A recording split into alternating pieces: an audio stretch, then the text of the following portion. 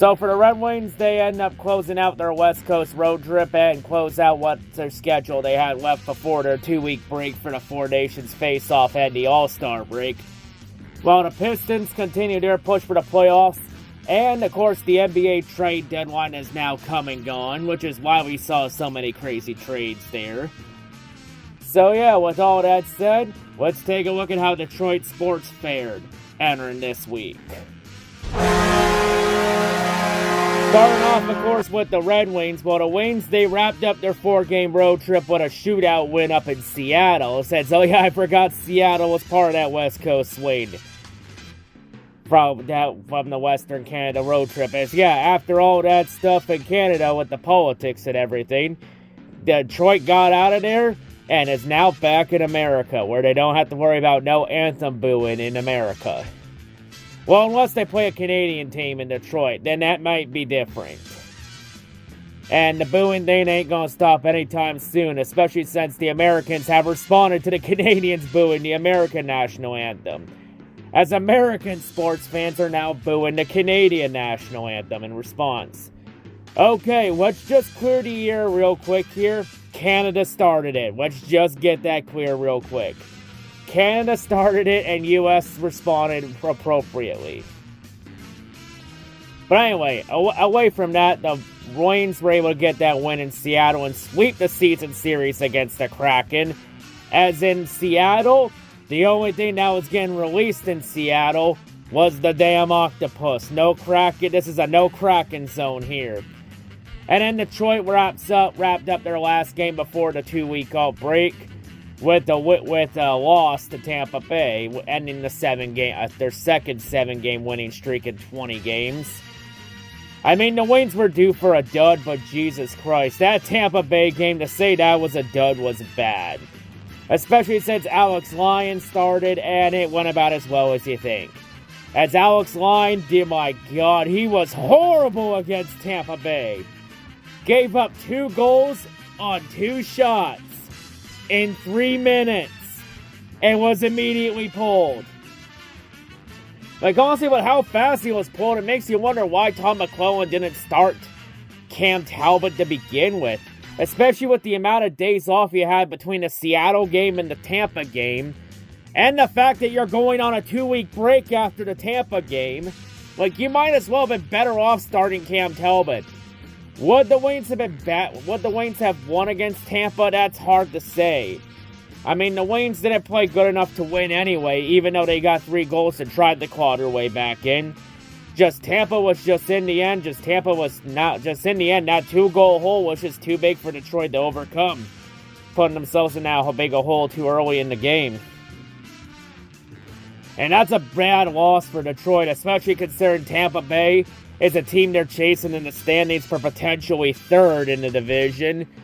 With how tight that race is getting in the wild card race as well, you know, you can't lose 2 points like that when you're competing in that wild card race in the Eastern Conference playoffs. But yeah, you know, Detroit, they're still holding on to a playoff spot. But, you know, Detroit, though, outside that Tampa game, which, hey, you know, they were due for a dud. You know, they played really good hockey so far under Tom McClellan in the last month or so. Like, if the Wings can keep that kind of playing level up the remainder of the season, 100% this team can make the playoffs, no doubt. You know, and I know after the All-Star break and the Four Nations face-off break, we do got the trade deadline coming up in the NHL. And the Wings might be looking to buy some players, you know. I mean, I think they definitely need to get a better goaltending because Alex Lyon fucking sucks. Like, you know, John Gibson is available. I'd say go make a run at Gibson. And there have been those rumors the last couple months about the Wings potentially being interested in Dylan Cousins on the Sabres. So maybe go get a guy like Cousins and go get someone like John Gibson. You know, it's possible. You know, and the Wings might be able to move on from some players, you know. Like, honestly, if the Wings could get a lot better if they can move on from guys like Rasmussen and Foligno.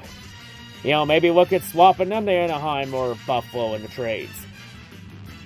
Or one player the Wings are possibly looking at moving on at the deadline is Vladimir Tarasenko, as, yeah, Tarasenko has not been a good fit in Detroit so far.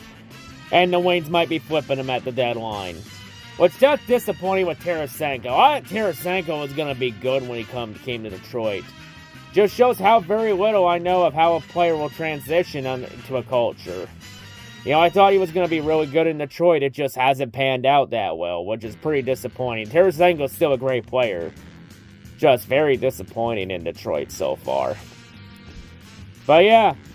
But the Wings, they hold on to a playoff spot. A sour way to go into the 2-week break. But, 2 weeks now to rest, refocus, focus on the All-Star, with the All-Star break and the Four Nations face-off with Canada, USA, Sweden, and Finland.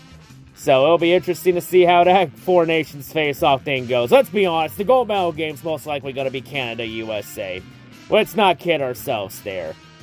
Everyone else, though, we can all pretend Sweden and Finland still have a chance, right? Detroit basketball! Now to the Pistons. That's for the first time this year. The Pistons actually get to be the main headline for our Detroit sports recap this year. And yeah, well, the Pistons, they had about pretty much a fair, on and off week. They started the week off with 2 heartbreaking losses to Atlanta and Cleveland, where they got right back in both games, only to lose both games on last-second shots before the clock hit 0. So they clawed back against pushed Atlanta and Cleveland to both their limits, only to lose in heartbreaking fashion.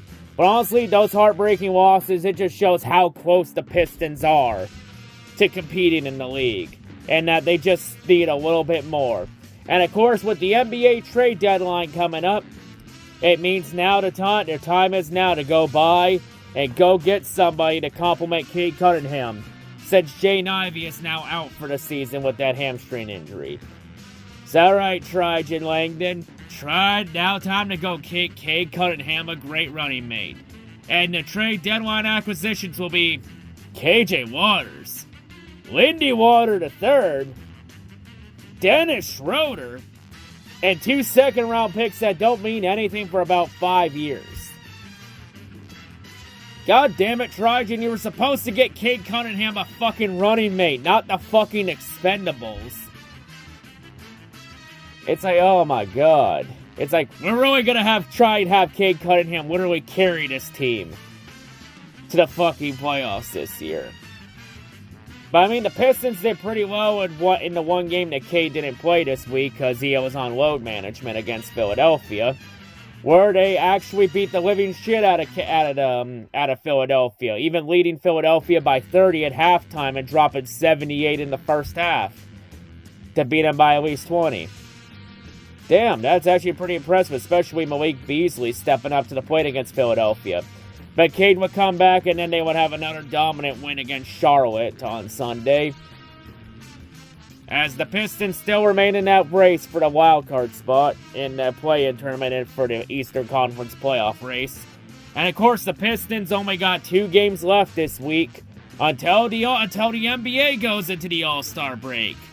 And both games are back-to-back games against Chicago, against the Bulls.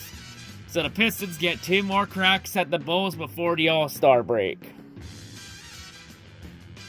But yeah, all I say is after this season, Cade Cunningham's probably going to need back surgery. Going to need to see a back specialist after this season, because his back's going to be hurt by April from the carry job he's going to have to do with this team.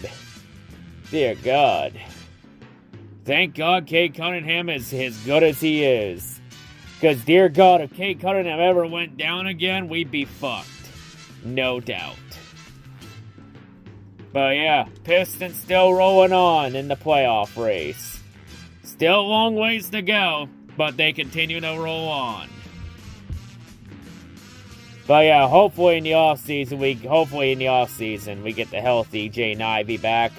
And maybe Tragic actually goes and gets somebody to complement Cade Cunningham. Maybe someone like a Devin Booker or something like that. Time will tell, though. But yeah, now wrap it up. And now we got... there's going to be no Wayne's recap for 2 weeks. There will be a Pistons one later this week for the 2 games against Chicago.